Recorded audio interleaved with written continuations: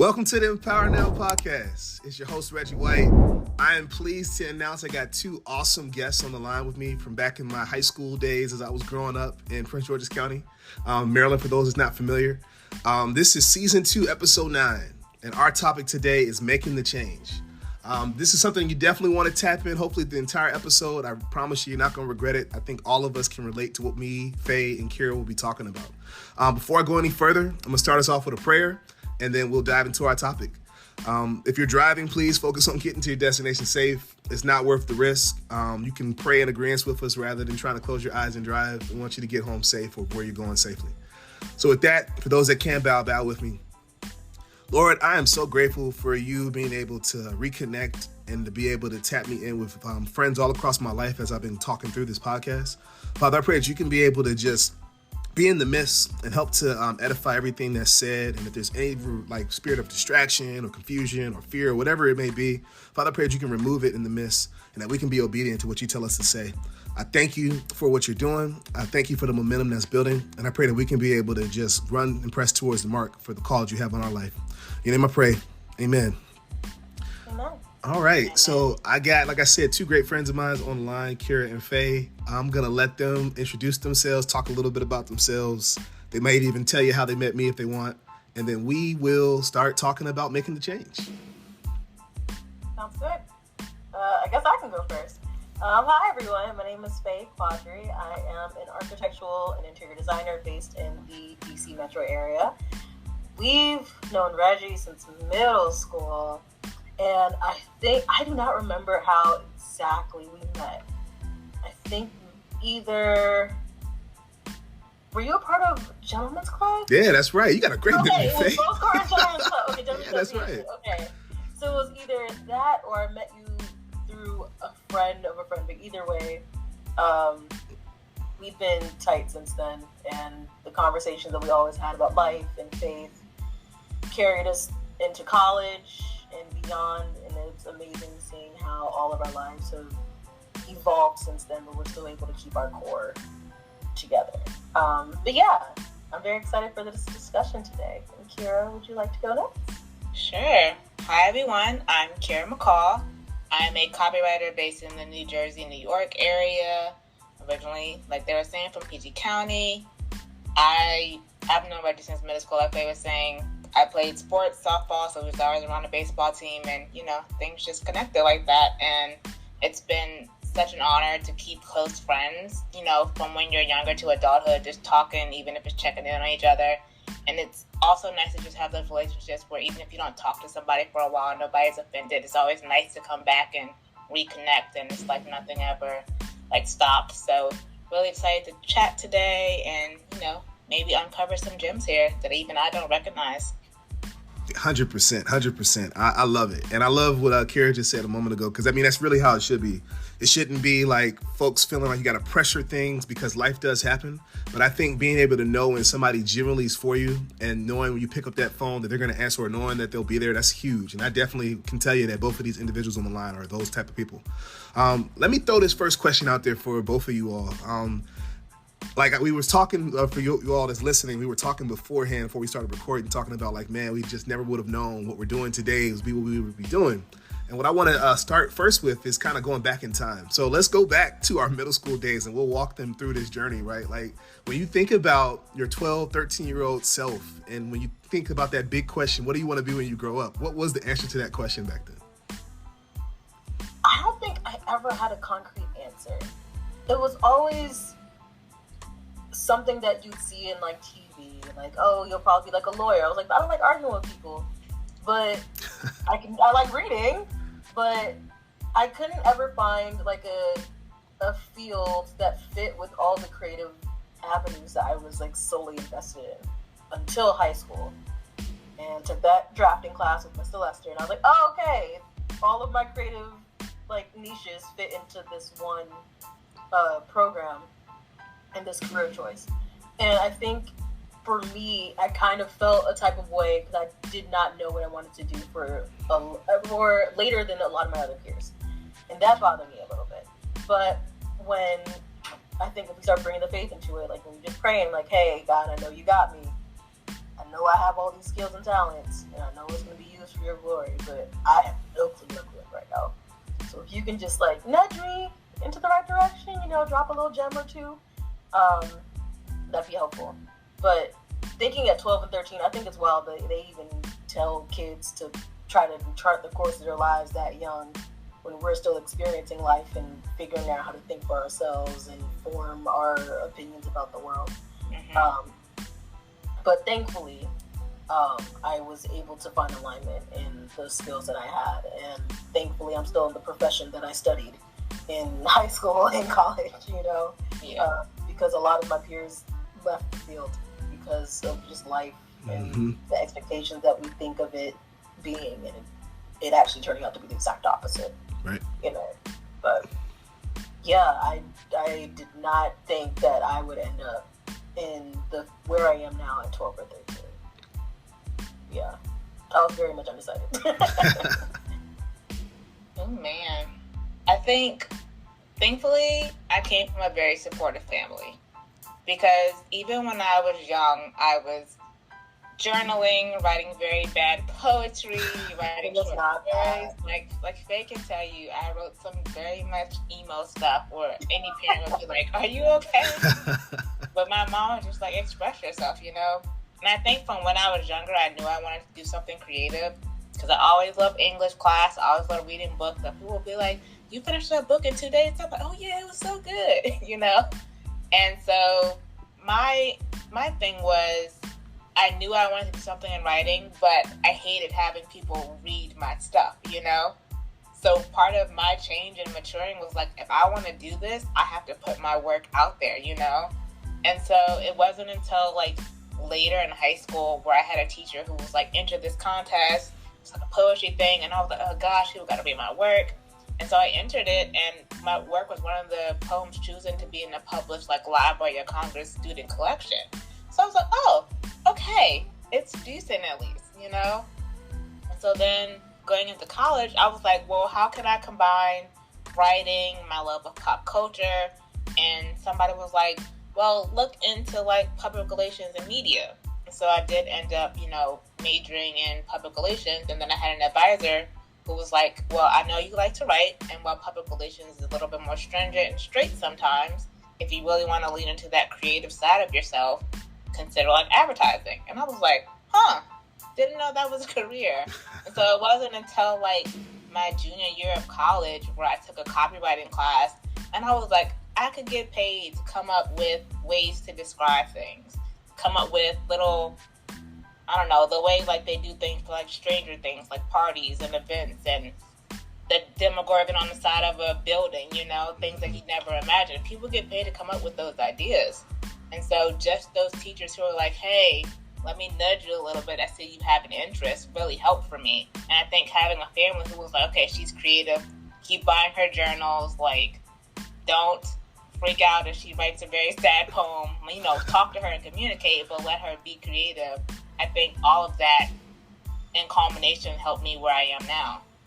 And like, I didn't think, I was like, oh, I'm going to be a writer, I'm going to write books, I'm going to be in New York. But then, as you mature, you're like, okay, publishing isn't guaranteed. Maybe I'll do that on the side, but let me get a set career and then get back to some of that personal writing.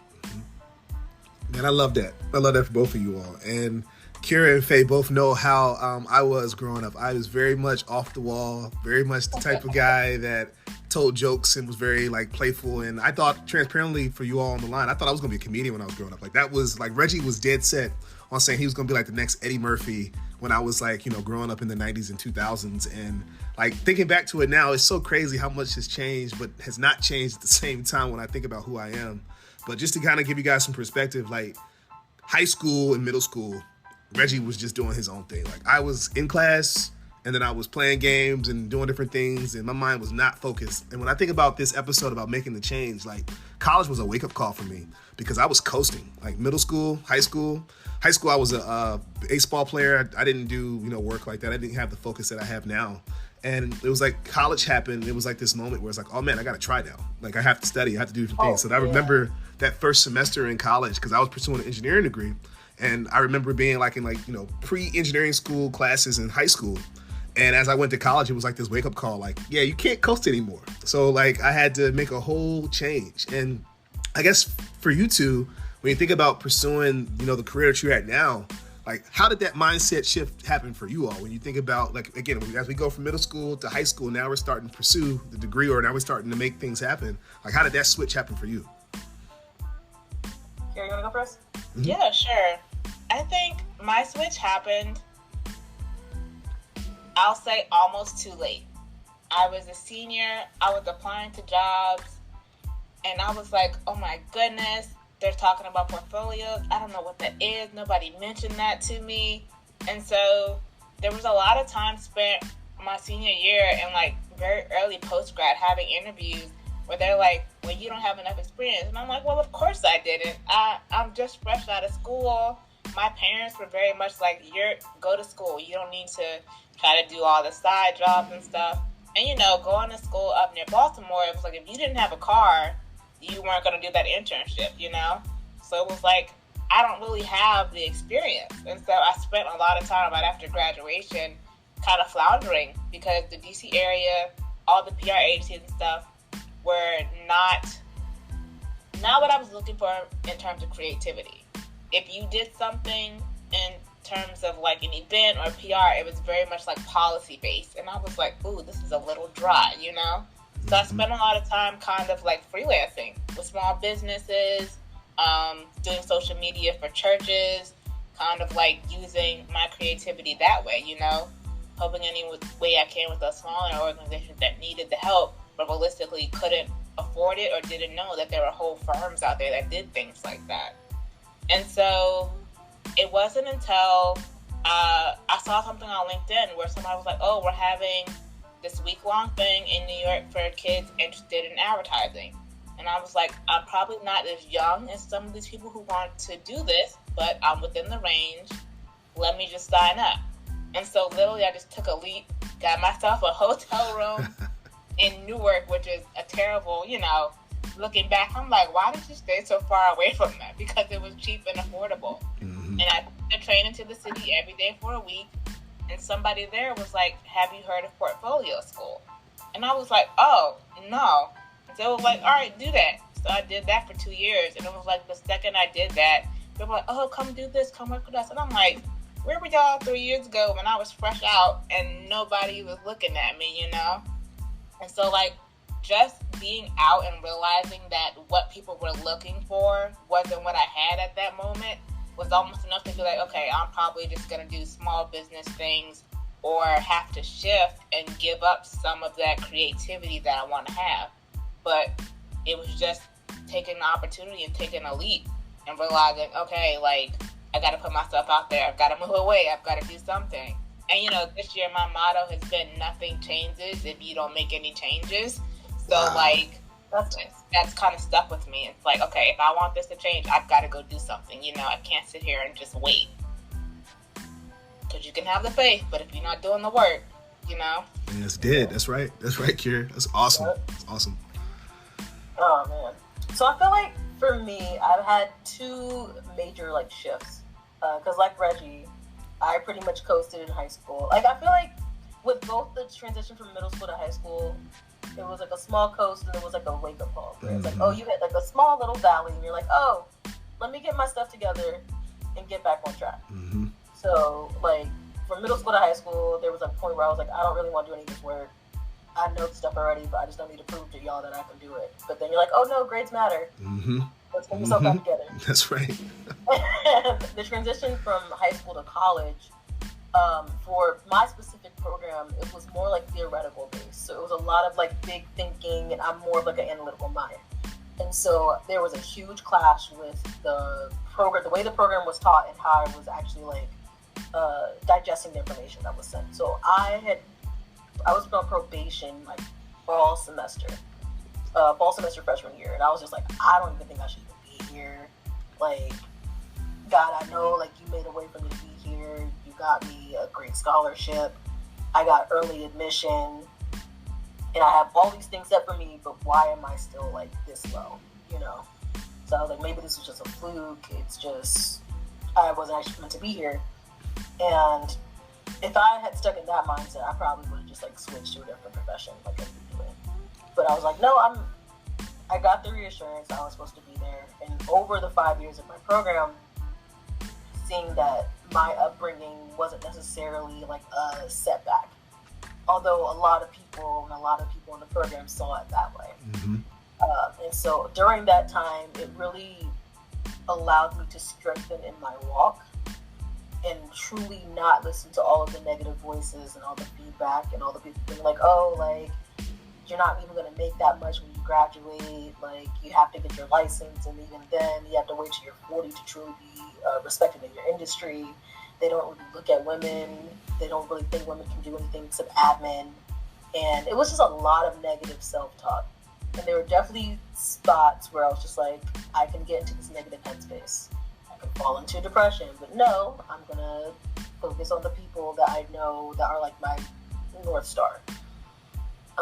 After graduating, I think that was the second shift where it was like, okay, I'm here, now what? And I don't think that in my profession that they teach you how to be a career professional. They teach you how to make a great portfolio and a great like body of work. But if you're applying to all of these different firms and they all see the same amount of work because all the programs do the same type of projects, what makes you stand out? And that was another time where you fall into a valley and you're like, I just gotta trust in you because you wouldn't take me this far only to abandon me, you know? So after that time, thankfully I prayed for a firm that did faith-based work. I asked for a firm that I can still grow in my leadership skills and I can still balance both doing the architectural and interior design stuff. I literally listed out word for word what I wanted, and I got it in the way that I needed it. Did not think that I was going to get it the way I did, but I'm very grateful that that was the starting point of my career, because I don't think I would be as confident in my design ability now if I did not have that as a starting point. It didn't seem like it was much because it was lower. It was a lower salary than what my peers were making in the city. I wasn't around a lot of my friends that graduated and came back home. But I didn't have as much time as my friends, but I had more creative freedom.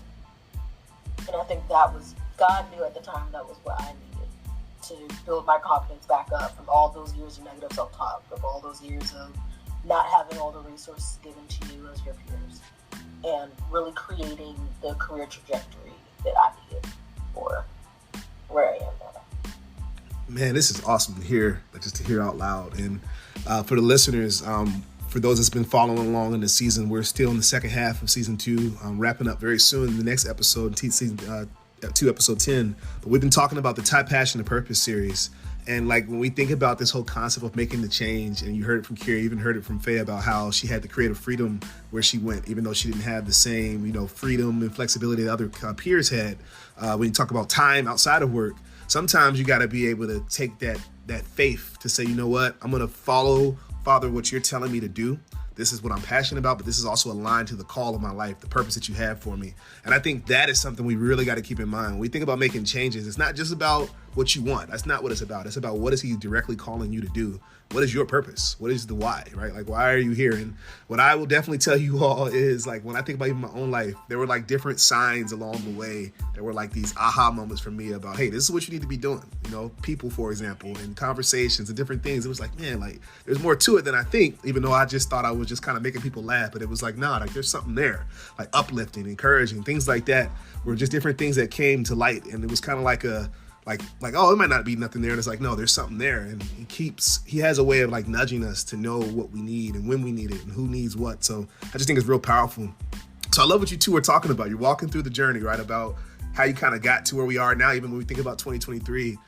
Talk to me about, those moments when you doubted yourself. Talk to me about what that looked like when you had to pull yourself out. Like, again, when we think about like really coming to be like from a teenager, young adult, and now this thing called professional. Like, again, we didn't know what that meant over a decade ago, but we're learning now. Like, how do you overcome that mindset of doubt?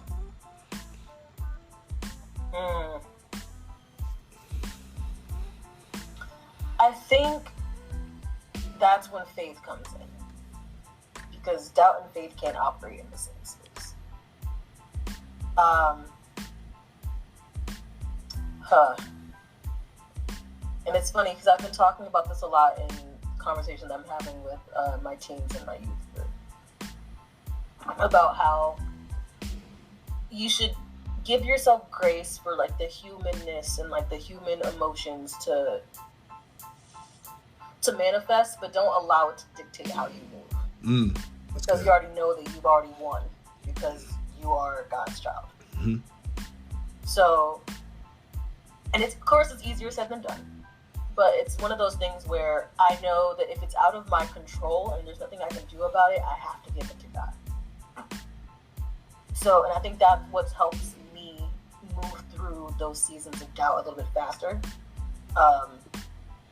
But yeah, and those times also it allows me to like get more into worship, get more into praying, and just truly being like, okay, if I can't do anything about this physically, and there's nothing that is in my vicinity that would make the situation better, I just have to give it to God and just continue to do the work, like Kira was saying.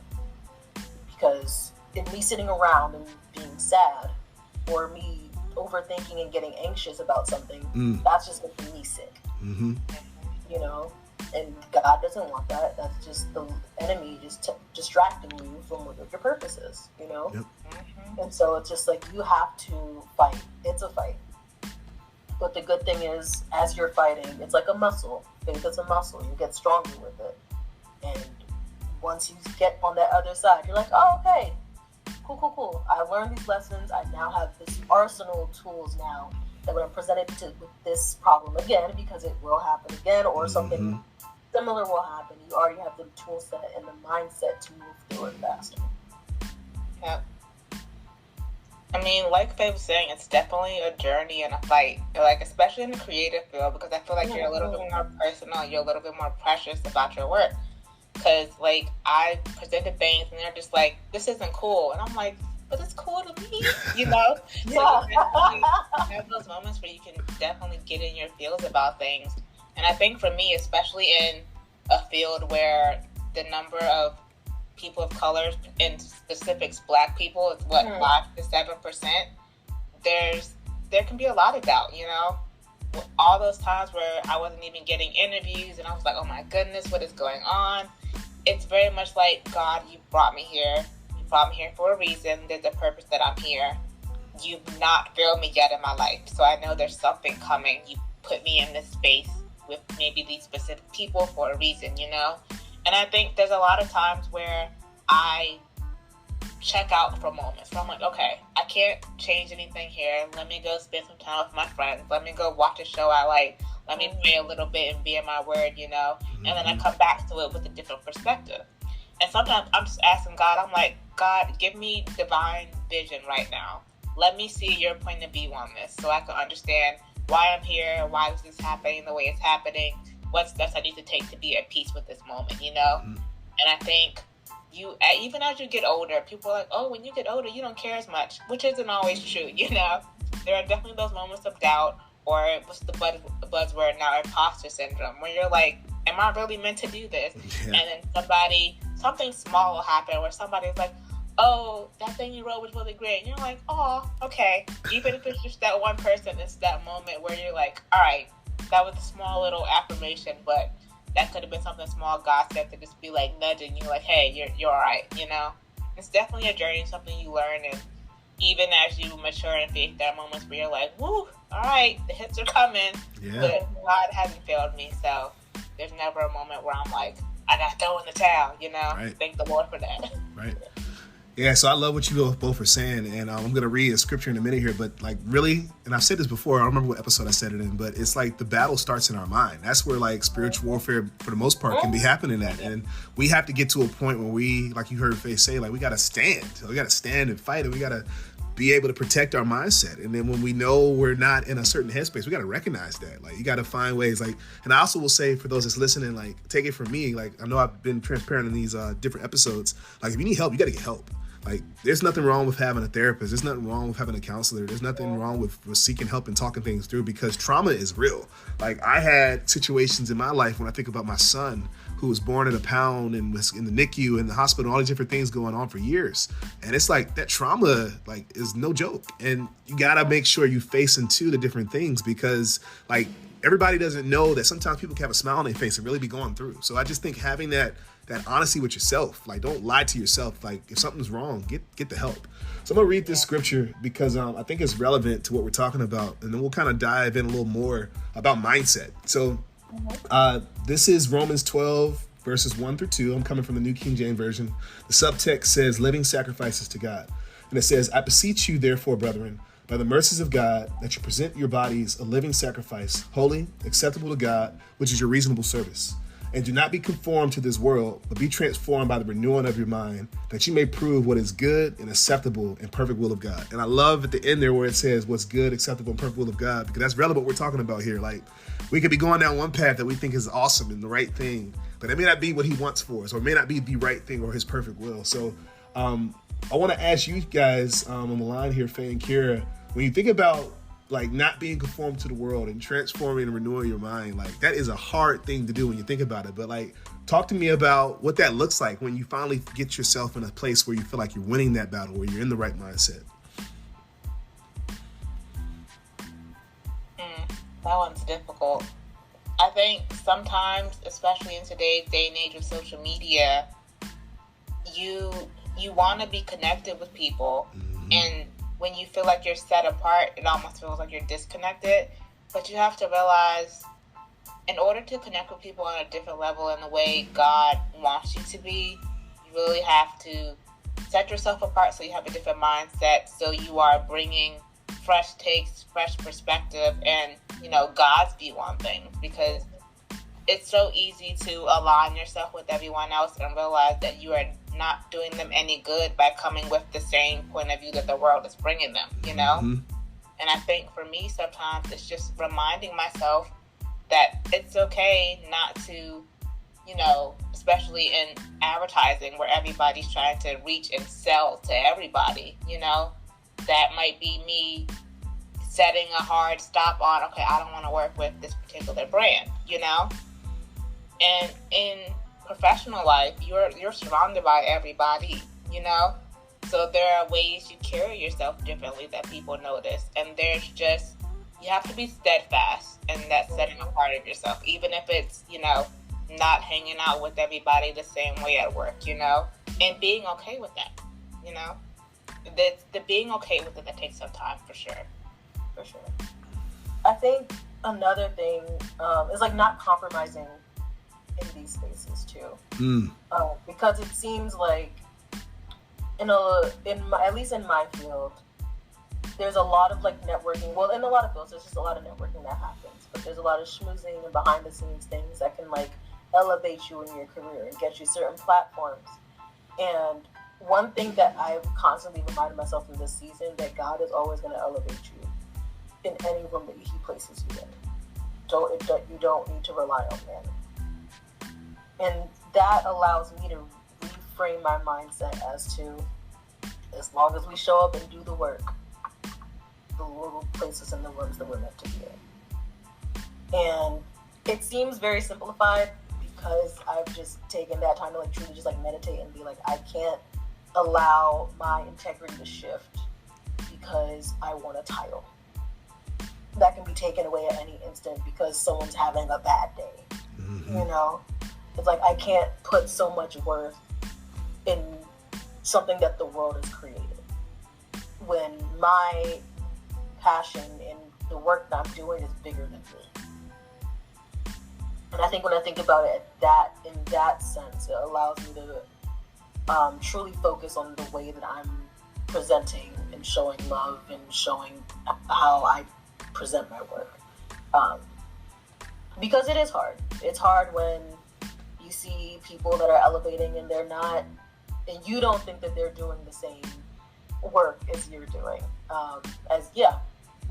That felt weird saying, but I think that was right. That was the right language. but knowing that, okay, this may not seem like it's my time, or it feels like it should have been my time, but knowing that there is God's will is going to work itself out.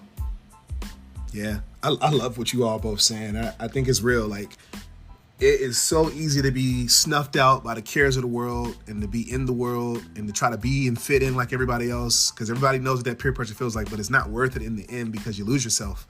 And I think about when you talk about be transformed by the renewing of your mind, that's like a daily thing. It's every day. It's a fight every single day, right? And then the importance of it is when you finally get to a point where you're in a better headspace and you're finally kind of being clear thinking, you're making the steps to be obedient and all that you do in every area of your life, you can understand what he's saying to you. You can hear him. Like, it's so crazy to me where I've finally been working through some things and letting some things go. And it's like, man, I feel like I can hear him more clear now in comparison to when I had a lot of noise, a lot of things going on. So I think we got to get to a point where we're moving the noise and the distractions out the way, because I love what you said too, Faye, a moment ago, like earlier in the episode here. Like, and I've heard that too. What the enemy can't destroy, or who he can't kill, or who he can't seem to get to, he's going to just distract or find a ways to disrupt, because it's like, man, I can't stumble them there, but I can stumble if I put this attractive thing in front of them, or if I do this and do that. So it's like, how do you understand where you are and know what your weaknesses are too? And then sometimes you got to be like Joseph, you got to run. Like, if some things are coming your way, you got to know that you only can fight so long too. So I think that's important as well. I'm going to talk a little bit about me because I've been a little quieter, but that's intentional. I wanted to make this more about Kieran and Faye, but just to let the listeners know, like, making the change, like, my whole life has been like just a whole dynamic shift. And I think about as I went into undergrad in North Carolina A&T for my engineering degree, and then I started working in like supply chain and operations, and then I got into sourcing, and then as I went into sourcing, I was like, I don't know if this is for me. I think it might be time to do something different. And now I've made a whole career switch. I've been in HR for like the last 2.5 years. So it's just like, when you think about how things can shift, like, it's crazy. But the one constant theme in my life has always been people and connections and relationships. And it's just like, I feel like I'm finally in a place where I'm starting to kind of scratch the surface on that. And I still think there's more. And I would just say, like, whoever's listening, you don't have to be, in your 20s or your teens to have it all together. That's not what it's about. Sometimes it's about progressing along the way and building those blocks. Because, again, if I were to tell you when I was 17-year Reggie would be like, what? Reggie's doing this? Reggie leads an intern program? What? No, I wouldn't be doing that. And if I were to probably tell myself from like 21 to now, and he would be like, you're married, he has a son? No. So it's just like, when you think about things, you don't have perspective or can't predict how things are going to go. So I'm just here to tell you, as a testament in my own life too, like you don't know what God has for you, but he has plans. And like, if I knew what I know now, and I'm almost 30, but like, when I think about what I know now, if I were to tell myself that at like 14, 15, you'd be terrified. Like, you got all this going on, you're doing this, you're doing that. And that's how it works. It's not about us having all the full picture, because sometimes we would run, we wouldn't be ready, or we would try to make an excuse of saying, I can't qualify for that, or I can't do that.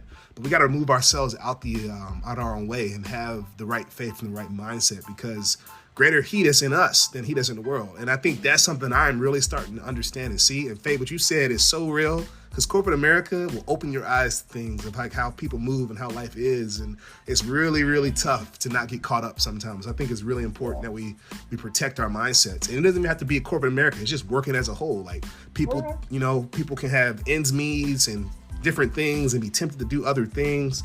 And integrity, like you said, Faye, is a big deal, because it's so easy for folks to think they can close their eyes, look the other way, and that it can't come back. It's really important, especially when you think about what you're doing when it impacts the lives of someone else. I think that's really, really important.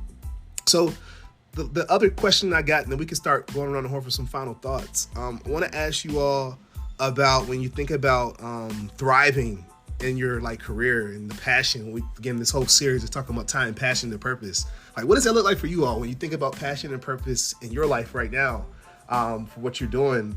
I would love to hear that. So you want to know what I see as like thriving in my career right now, or like in the future? Both. You tell me both. Yeah. So I think for me, in this chapter of my life, thriving in my career would be me being able to step out on my own and do my design stuff on my own. As much as I love the work that I'm doing now, I think the pandemic has taught me that I love the autonomy that I had over my time. And just I was able to do a lot more creative work and I got to be more empathetic with my design. And I think sometimes going back to corporate, it's more about, okay, which client has the most money, who can help us with like the end goal faster. And sometimes you lose the compassion for people. And I kind of want to go back into that aspect. But also, besides just like financially thriving, I just think in general, creating spaces that give people joy and peace. I think in the future, probably being able to give back to Prince George's County more, like having more scholarships and just seeing more Black women in the professions of architecture and interior design. Absolutely. But I think once I can make enough to give back to my community, I think that's another milestone for me in terms of how I see myself thriving in my profession. For me, I think, for example, like I'm visiting home, my mom's birthday this week, and I just sat her down yesterday and I was like, oh, here's this thing that I went to Toronto to shoot I told you about, but you never got to see it. Here's this commercial. Here's that commercial that I was on. She goes, oh, I saw that on TV. You know, it's just those little moments of just like my mom going, oh, that's so cool. I saw that. Those are the moments that I really like, and they make me feel like I'm thriving. I think also just feeling heard at work, you know, because I'm in a space where everybody's throwing their point of view, their creative ideas in there. And, you know, there are moments where somebody goes, oh, I like that, Karen, let's bring that in, you know. So those are moments where I feel comfortable and heard. And thankfully, I'm at a place where that happens often, you know, where I'm not being brushed aside because now I'm mid-level, praise the Lord, after a promotion this year. But, like, not being brushed aside for some of the more senior people, you know. And I'm in a space where they're giving me opportunities for things, which feels amazing. I also had the opportunity to be a mentor this summer for an up-and-coming writer. And I think that's definitely something I want to do more in the future. Like, there are some side projects that I really want to work on. Like, I'm working on some children's and young adults books to, you know, elevate and get people in the mindset of, like, creative output and writing. And those are things I want to get published. Definitely, like, mentoring younger creatives is something I definitely want to look towards. Because, like, I learned, like, in New York, there are schools specifically for, like, kids who want to do advertising and marketing. In Maryland, like, when you think of media, you think of, like, TV show hosts or things like that. You don't really look at the nitty-gritty of, like, the strategy behind all that stuff, the people who are coming up with the ideas. Some of those are six-figure jobs that creatives and kids who really look at the numbers and the logistics of all that stuff don't really realize could be a career. So they end up in things that are a little bit more unfulfilling for them creatively. So I think if there's a space for me to, like, mentor and have some sort of organization or just a small little event every now and then, I think that'll be cool. And me, like, even something not related to what I'm doing now, like, I grew up playing softball, and, like, I've just started playing slow pitch again, and, you know, I'm like, oh my goodness, my knees. But if there's a way I can give back in this county, because, like, even my old high school coaches, like, the girls now, they don't play as much in middle school. I have a team of girls who, like, 3 or 4 of them play, and a bunch of them don't know what they're doing. So it's basically rebuilding. So if there's time where I can come back and do, like, little clinics and help with things like that, I think that will be cool too. Something I definitely want to try to get going in the future as well. I love it, man. I love it. And I struggle with this too. Like, I've never been the type to make things about me. And I feel like more and more I run away from the spotlight, the more I get pushed into the spotlight. Like, especially the last 2 years, it's been kind of interesting how things have been working out in life. But I just want to empower the next generation. I just want to help others to see who they can be, because I know what it feels like when you don't really feel like you are making an impact or doing things, but you know there's something else in there. I want to help others do that. And I'm hoping, like, in the next, like, 10, 15 years, like, I can step out and do my thing of trying to either, I don't know if it's going to be a consultant firm, I don't know if it's going to be like a coaching guy, but I want to help others do that, especially like the young knuckleheads like me that were just doing their own thing and need somebody kind of to reel them in and show them what they can be. And that's what I want to do. I want to show others, because sometimes people don't know who they are and they just need somebody to wake them up and show them who they can be. And that was really all of my teenage years. My teenage years until I probably was like 20 years old. Like, I had people that saw something in me and helped reel me in and coach me and guide me and get me on the right track. Because I feel like if I hadn't had people like Ricky and Greg I don't know where I'd be. If I hadn't had people in my life that helped me shift away from the wrong crowd, I don't know where Reggie White would be right now, transparently. So, it's things like that that's, I think, huge when I think about my life. So I want to be that for others because people need that. They need that, that guiding light almost to make sure they don't get lost in the darkness. So I got a little emotional there. I feel it. I'm trying to reel myself back in. But I want to give you guys a chance to do a final thoughts. I think this has been awesome for like the last 40 plus minutes we've been talking. But like when you think about making the change and your younger self and growing and trying to figure this thing called life out, what are your final thoughts for our listeners for this episode? It takes courage to make a change. That's like the first thing people think of, just the courage. That word just keeps like popping up in my head. And you need people to hold you accountable when you are deciding to make this change. Because it's very easy to backslide. Mm-hmm. And that could just be backsliding into old habits. It doesn't have to always be, I'm turning into sin or things like that. Like in general, it's easy to backslide into old habits. And when you are changing, you're establishing new routines and new traits that you want to ideally become like a normal thing for you. So give yourself grace. Find people that will hold you accountable. And truly hold you accountable. And just take it one day at a time. Because change doesn't happen overnight. Mm-hmm. And also give yourself grace. If and when you do trip up. Yeah. Very true. I think the word I'm hearing is called out. If you are feeling a restlessness, a discomfort, it could be God and the Holy Spirit calling you out because it's time to move to a different space. And if you're feeling that, pray about it.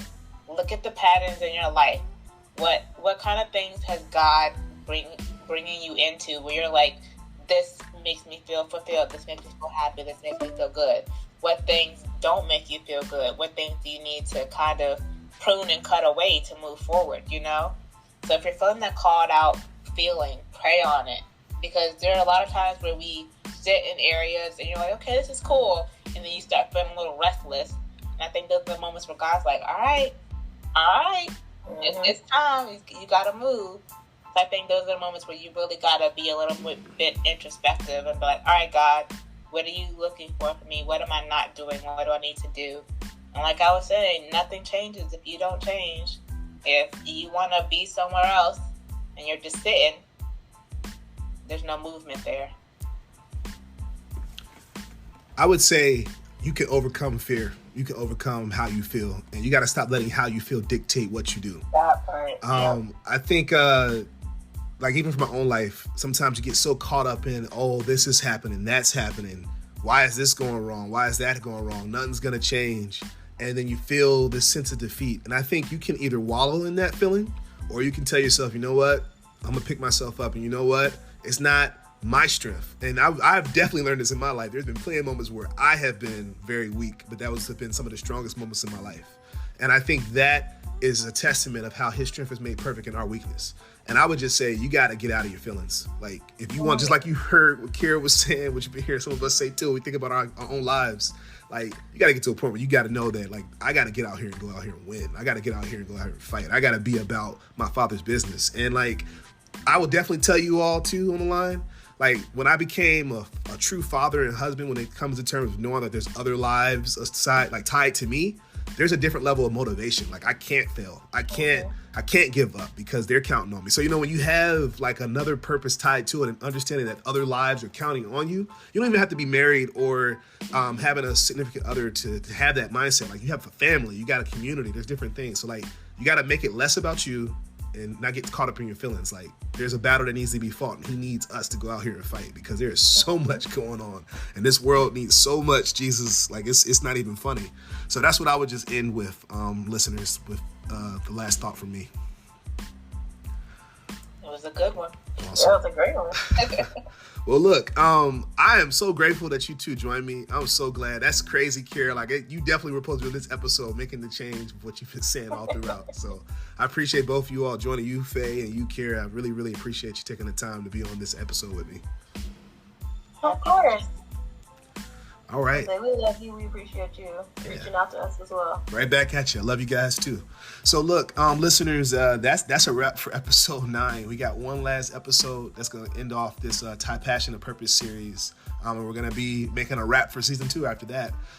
One thing that I'll just end with that I've been saying, I think very much majority of season 2, please share these episodes. Like if there's somebody that came to your heart or on your mind while you were listening to this, even if you fast forward and came to this part and heard what we said, I really encourage you to share, because sometimes there's a way people can be reached in a different way. And this episode could be that. So I would really encourage you to share this. The last thing I'll say is this. This is a question we've been asking, very much throughout this podcast, Empower Now. Ask yourself this question: how can you empower somebody else right here, right now? Until next time, everybody, thanks again.